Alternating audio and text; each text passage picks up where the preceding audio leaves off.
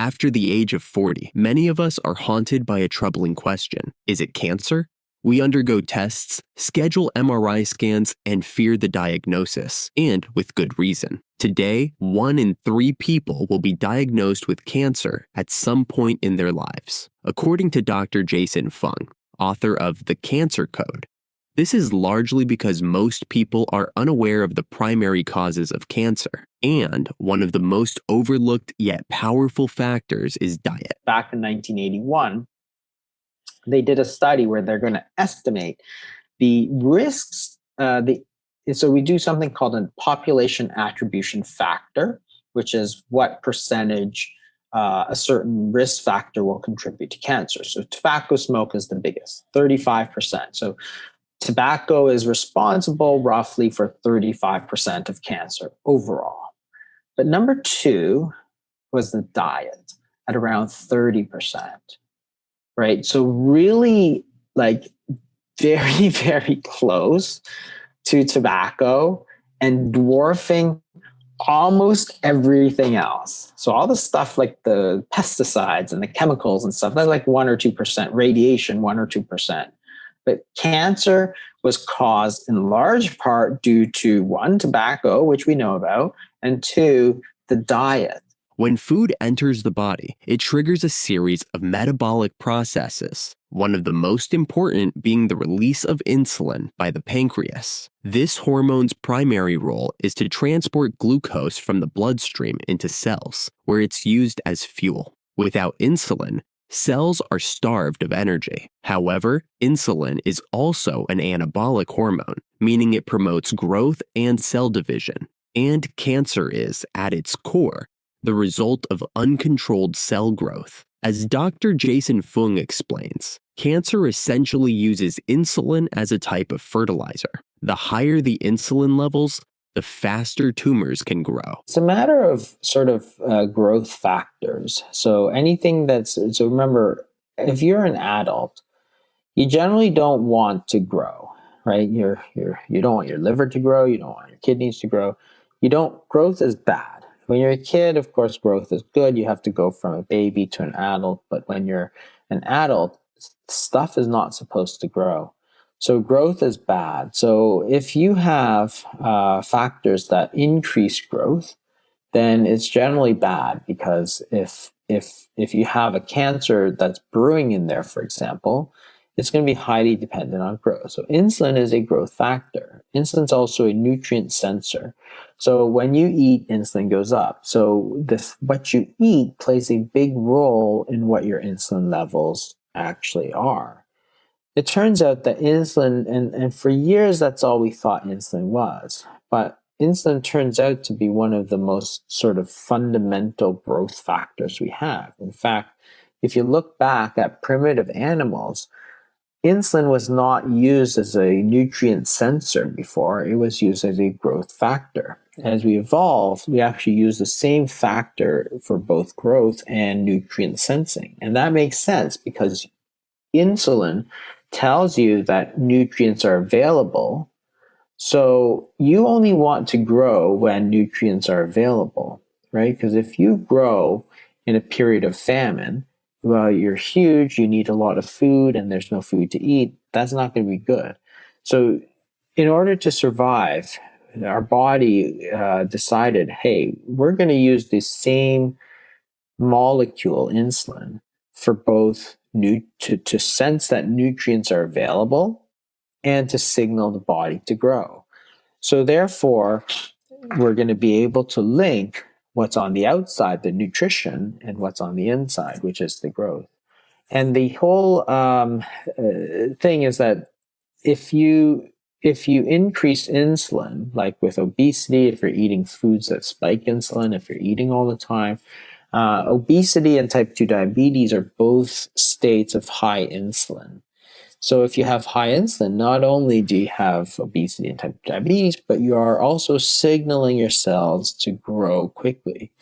Cancer cells actually many of them are very insulin dependent.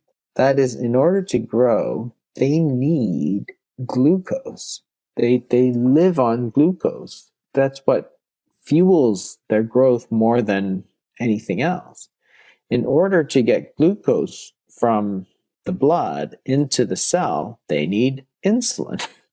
So they love insulin because they're trying to grow, grow, grow. Remember, the cancer cell is like a single cell. It wants to grow as much as possible at the expense of its neighbors. In order to grow, it wants as much glucose as possible, so it puts out as many insulin receptors as possible. So it's much more insulin sensitive than the cells around it. So that when insulin is available, it'll pull that insulin and grab that glucose. So if you look at a breast cancer, for example, breast cells have very few insulin receptors. They don't need it. But breast cancer cells have tons of insulin. In fact, in the lab, if you deprive breast cancer cells of insulin, they shrivel up and die. They can't survive without the insulin. It's a growth factor to them, right? If you take away the growth factor, they don't grow. So, for breast cancer, for colorectal cancer, these are both very insulin dependent for their growth. So therefore, if you're providing a state of high insulin, you're going to tip the favor towards cancer growth. There's a group of people in Ecuador who have this funny genetic mutation called Lauren dwarfism. And they don't sense insulin at all.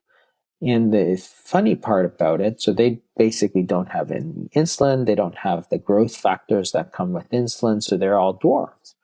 They're short, but they also don't get cancer. It turns out they're almost completely immune to cancer. That's crazy. So it's like if you completely stop that insulin sensing, they completely got rid of that cancer. So that's just one of the things that's important. And the reason that's important is because we can control the insulin levels by what we eat. We can eat things that are not going to spike insulin. We're going to eat sort of other things that are not going to spike growth. We can do things like intermittent fasting, which is going to allow your insulin levels to fall. Because remember, insulin is a nutrient sensor. So there are things that you can do that may impact your risk. Preventing cancer, or at least slowing its progression, is possible by simply controlling insulin levels in the blood. The first step is to reduce your intake of fast-digesting carbohydrates, such as bread, pasta, sugary drinks, and sweets.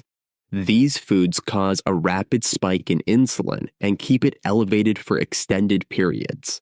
It's also crucial to prioritize quality sleep, as sleep represents a natural fasting window when insulin levels are low, a state in which cancer cells struggle to grow.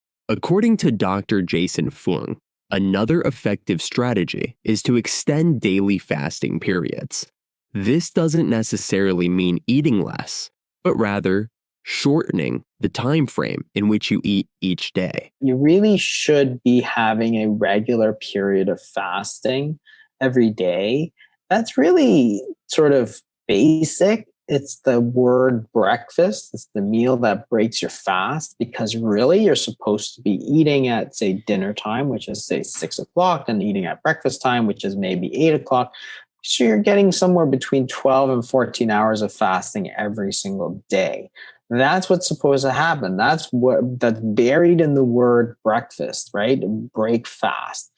That is what's supposed to happen every day. That's not what happens to most of us, because if you look at sort of societal norms and stuff, instead of having 3 meals and then no snacks, we sort of graze throughout the day, believing that it's actually healthy for us.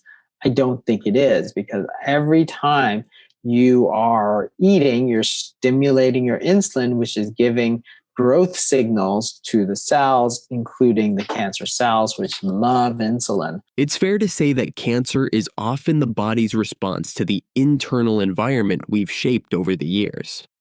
Rather than focusing solely on fighting the tumor, Dr. Jason Fung advocates for changing the conditions in which cancer cannot thrive.